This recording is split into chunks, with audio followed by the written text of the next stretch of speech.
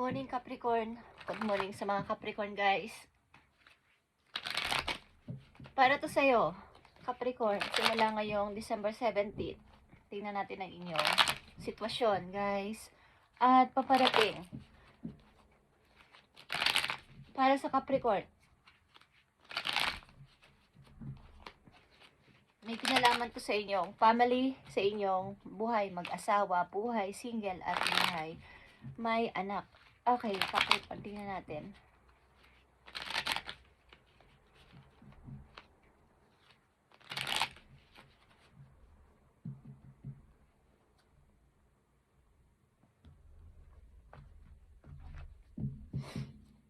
Okay.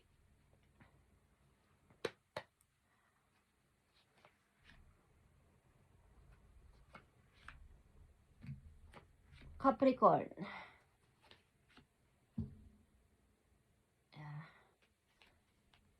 I'm confused. Okay. Medyo naguguluhan ako. Bakit kayo naguguluhan? Because marami kayong pinagpipilian o gustong piliin. Pero hindi nyo alam paano ito i-handle o pipiliin o pagdidesisyonan sapagkat medyo marami sila. At medyo meron kayong usapin sa family, Capricorn. Unang message po yo is, yan nga ang sinasabi ko, may offer. Maraming offer sa paligid. Meron na kayong inire-reserve. Pero meron pa kayong hinihintay. Medyo mas pa, yung parang the best pa o best pa na gusto kong makita o marinig. Maaring may offer ang isang tao pero hindi nyo kaya pang tanggapin because parang kulang. Parang nakukulangan kayo sa kanyang gusto, sa kanyang sinasabi, sa kanyang binibigay sa inyo. Pero meron na. Okay? Merong mga offer sa paligid.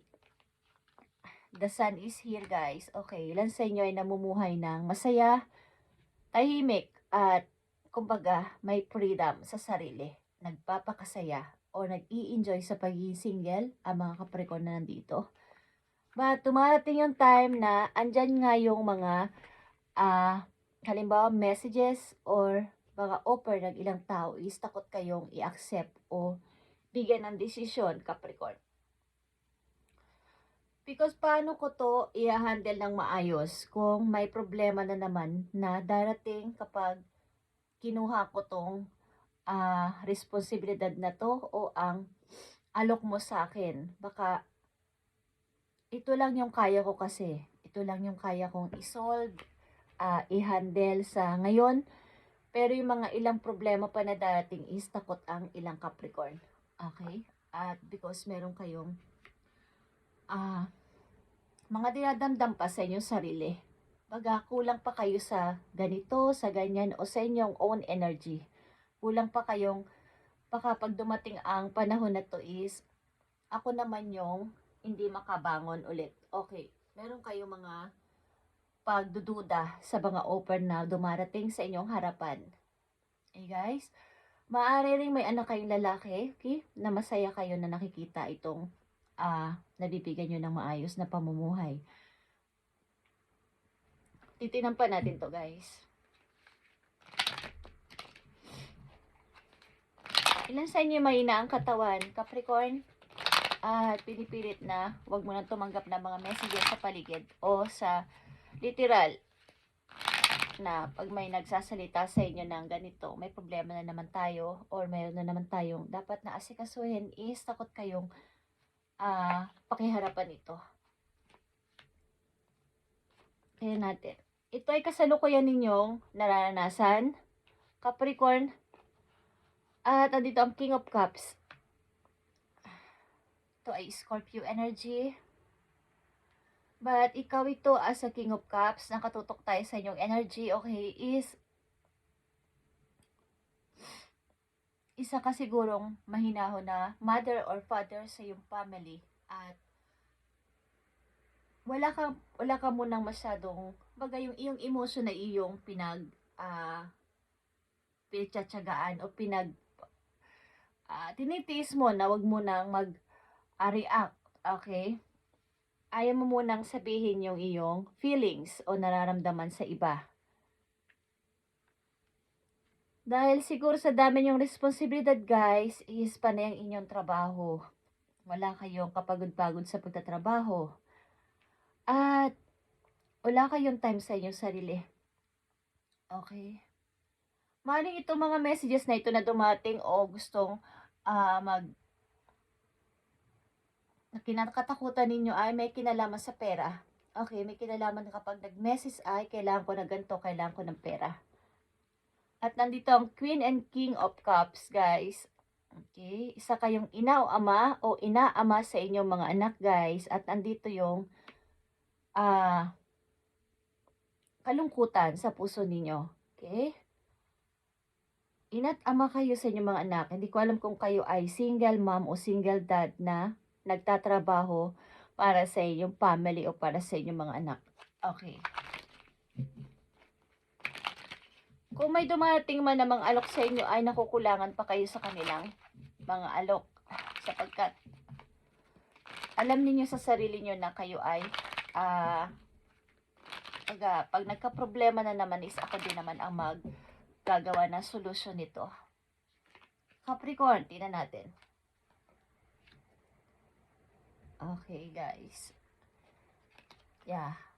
Kakulangan nito sa pera, guys, at sa mga problema dumating sa inyo, mga responsibilidad, maaring may mga ilan sa mga kamag-anak ninyo na nagkakasakit or merong kailangan ng pera dahil ganito, dahil magpapagamot ang ganito, okay, kasi ganito, is andun yung responsibilidad na kailangan kong kumayad para pag may nangailangan is may maiibigay agad ako. Okay, guys. May big opportunity na pwede ninyong ma-encounter any mula sa araw na to. Okay? Galing ito kay God. At ito ay sa trabaho ninyo. Okay? Sa trabaho ninyo. About ito sa inyong pagkakaperahan. Capricorn. Maaring kung kayo ay babae, may mga nanliligaw sa inyo, but hindi nyo maaring ina-accept o tinatanggap sapagkat parang kulang naman tong offer sa akin. Kulang yung effort, kulang yung mga pagagasalita lang. Okay. Justice is here. Andito yung pagbabala-balansin nyo sa mga bagay-bagay na nandito ngayon sa inyong sitwasyon, sa inyong kasalukuyang sitwasyon.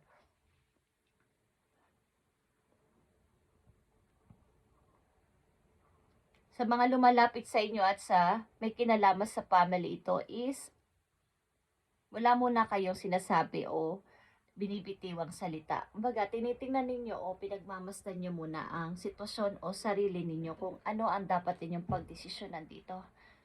Capricorn.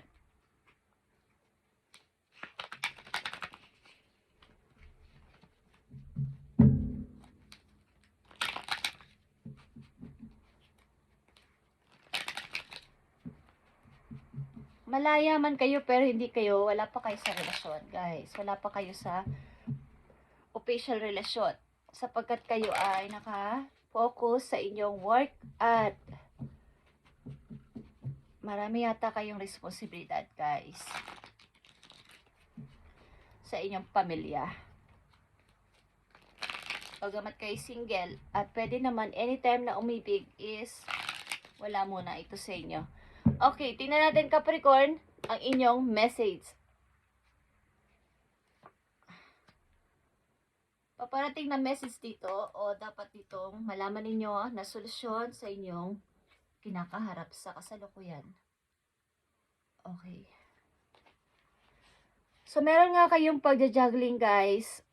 Meron man kayong pinipili na gusto ng piliin.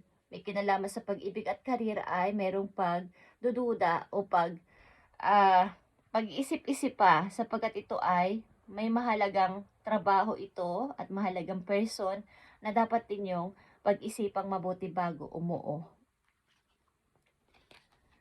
Okay guys, isa kayong ina, okay, may anak nga kayong lalaki. Maaring kayo ay magbubuntis. Okay, at masaya kayo dito. masaya kayo sa pag-i-start. Kung hindi kayo magbubuntis, ang ilan sa inyo ay mag-i-start ng bagong buhay kasama ang inyong anak. Okay? At pipilitin nyo maging isang ina sa kanya. Pagamat wala kayong kasamang asawa. Okay.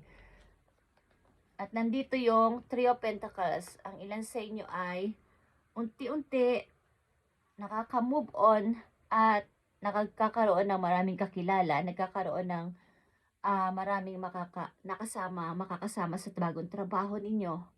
Okay, guys. At maaari talaga may nagpapapansin sa inyong tao dito, bagong kakilala nyo. Okay. The Hangman is here.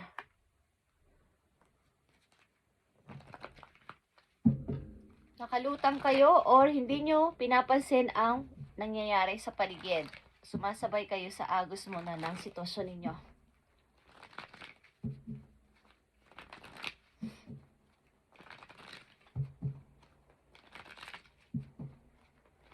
Maring kayo nakafocus sa trabaho, guys. At may nagpapapansin na tao dito sa inyo. Kung kayo ay babae, may gusto sa inyo magpapansin na isang person. Okay, at water sign ito maybe. Water sign. Or Aries. Capricorn, dapat ninyong malaman, okay?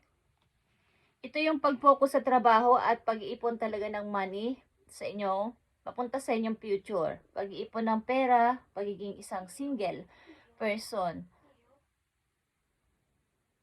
Pagiging isang single person na pagtsatsaga sa pagtatrabaho para sa inyong anak. Okay. Yeah, King of Pentacles is here. Maring may isang person dito na gusto sa inyo magpapansin, guys, o gusto sa inyo makipagkilala. Or, isa kayong baka gusto ninyong matutunan pa ang mga bagay-bagay para magkaroon kayo ng sa susunod na inyong mga iisipin is magkaroon naman kayo ng sarili ninyong negosyo, hindi lang basta trabaho ng trabaho. Marami kayong gustong makilalang person para sa susunod na inyong mga plano sa buhay sa future ay makasama nyo sila sa inyong pangarap na to.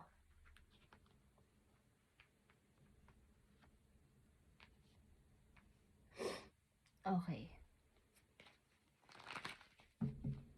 Masaya kayo maybe dahil nagkakaroon na ng kaliwanagan ang problema ninyo sa inyong family. Nagkakaroon na ng mga mabuting pag-uusap at wala na yung mga sigalot o pag-aaway-away sa loob ng tahanan. Message po yung Capricorn sa mga darating na araw o buwan. Okay, guys. Yeah.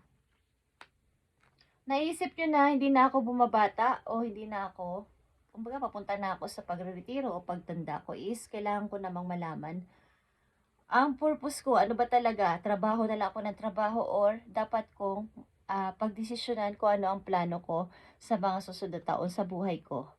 Okay, nag-iisip-isip kayo ng mahalaga na ngayon. Kumbaga dati, hindi pa to masyadong seryoso at trabaho lang kayo ng trabaho at nadating yung time na kayo ay napapag-isa, napapag-isip at gusto nyo na mag-isip ng para sa long term. Okay. Or makapag-negosyo someday. Pag kayo ay nagretiro sa trabaho. Andito yung plano, guys. Andito yung plano sa isip ng mga Capricorn na nandito sa reading.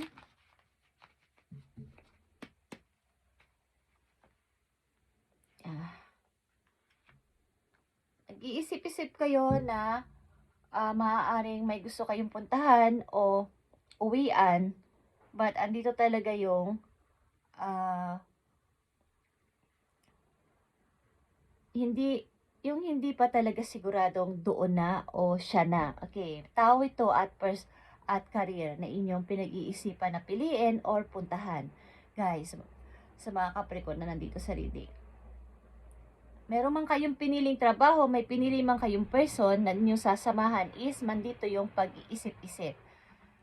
Sapagkat nakasalalay dito ang inyong kinabukasan o sa future, niisip ninyo is hindi lang basta ito pagsama sa isang tao o pagpili sa isang trabaho sapagkat ang gusto ko ay long term Hindi kumbaga hindi yung after ng ganitong buwan is matatanggal ako or after nito is wala na ang pag-ibig na 'to.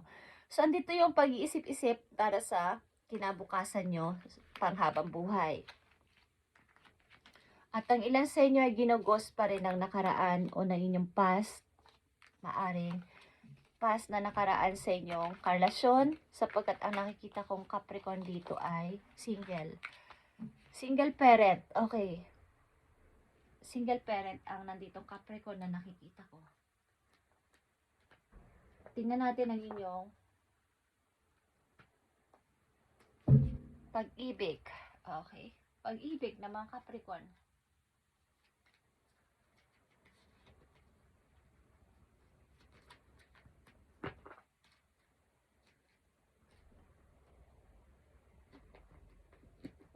Kung kayo umiibig, guys, is titingnan natin at kung gusto ninyong umibig. Okay.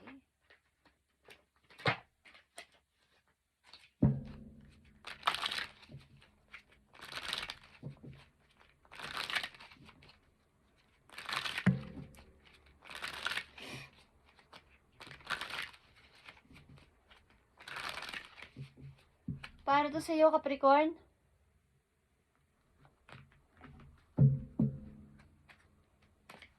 Pag-ibig ninyo, I need to message lang dito sa inyong pag-ibig. At ang inyong pag-ibig, maybe different paths kayo o ilan sa inyo hiwalay na sa inyong pag-ibig na to at magkaiba na kayo ng landas na tinatahak. Okay, guys? Magkaiba na, different paths na to. Ilan sa inyo. Baga, meron na siyang pag-ibig na iba, meron ka na din sariling buhay. Okay. So, kayo ay trabaho ng trabaho para sa future, guys. At may plano kayo. Pag nagretiro kayo is yung long term na meron kayo masasabi na pagkakakunan na inyong money.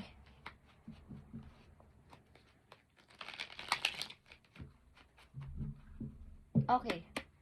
Pag-ibig ng mga Capricorn, I need message dito sa inyong pag-ibig na to, guys. Kung kayo umiibig-ibig, is andito ang leave your first behind, Capricorn. They are stopping this relationship from blossoming. Okay. So, ilan sa inyo ay umalis ng palihim sa tao na to sapagkat kailangan nyo tong i-stop na kung wala naman nang nangyayari. Leave your first behind. Okay. Gusto nyo umalis o umalis na kayo sa feeling ng tao na to sapagkat wala namang pagbo-bloom ang relasyon na to. Wala naman ng ikaka-grow pa. Parang kung andito ako habang buhay is anong mangyayari sa akin. Ilan sa inyo na umiibig andito sa relasyon na to. Free yourself, okay? You don't need to be control of everything for a love relationship to be successful. Yeah. Inisip nyo na kayo ay magkaroon ng freedom sa tao na to sapagkat wala namang mangyayari kung puro control at wala namang pag-grow ang relasyon na to para sa aming dalawa ng aking person. Kung andito lang ako ng matagal is anong mangyayari sa akin? Kailangan kong makita yung banda doon na meron pa pala akong pag-asa o meron pa akong makikita magandang kinabukasan pag umalis ako sa relasyon na to. Okay? So, kayo ay umalis ng palihim sa inyong karelasyon o umalis kayo talaga naghiwalay sapagkat wala namang kahihinatnan na tong relasyon na to. Okay. May nakikita kayong maganda na mga opportunity sa ibang lugar at nag-start kayo na mag-isa. Okay, guys. Tingnan natin pa ang inyong saloobin dito. Sa inyong pag-ibig na to, anong inyong saloobin o nararamdaman sa pag-ibig na to?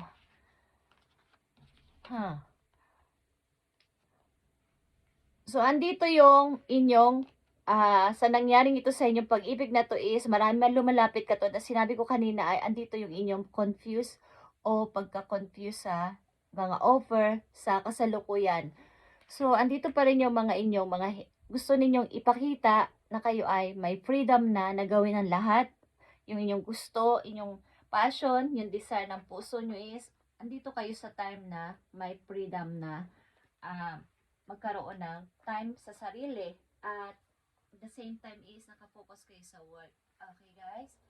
Ang mga Capricorn na nandito ay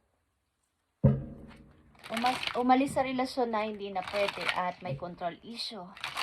Sapagkat hindi nyo kailangan agad yung tao para kayo ay kontrolin ang inyong damdamin at wala namang pag-grow na kahit anong gawin nyo na kailangan ko maging success ang relasyon na to para sa mga anak ko o para sa sarili ko is wala naman na patutunguhan.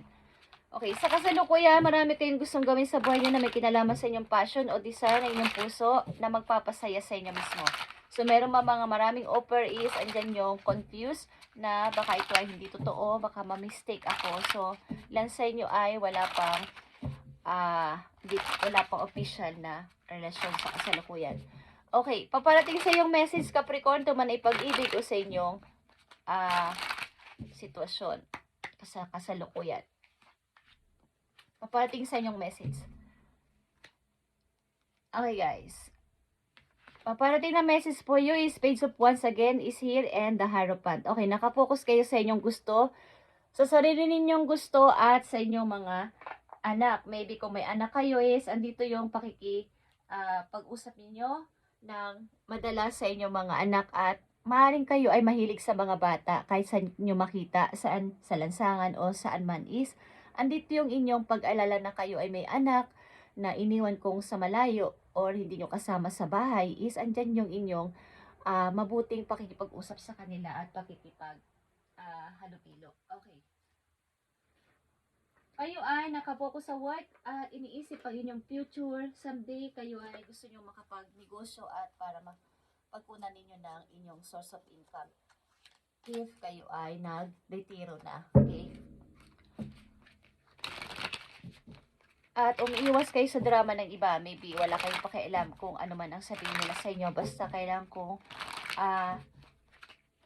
itong sarili kong desisyon at pananaw ay ako to at walang pwedeng makialam. Okay guys, maaari nag-i-enjoy kayo sa pagiging single sa mga Capricorn na nandito. At paminsan-minsan lumalabas kayo with friends. Okay, tingnan natin ang inyong money ng mga Capricorn. Money ng mga Capricorn.